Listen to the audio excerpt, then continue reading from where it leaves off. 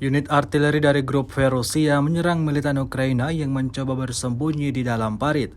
Rekamannya ramai beredar di media sosial Telegram pada Kamis 26 Januari 2023. Terlihat jelas oleh pasukan pengintai Rusia melalui drone, beberapa tentara Ukraina yang coba menghindar dari serangan.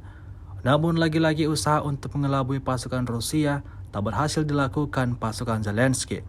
Serangannya diluncurkan di Zaporozhye tersebut meledakkan dan menghancurkan lubang persembunyian angkatan bersenjata Ukraina. Hingga video ini beredar, beragam komentar dituliskan warganet.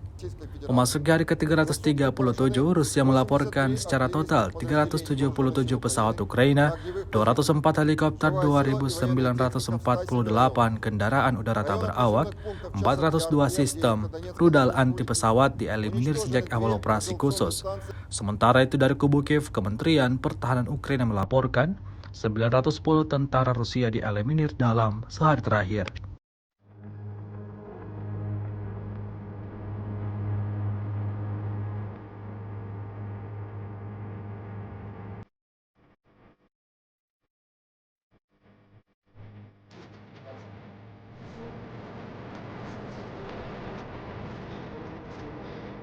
Привык.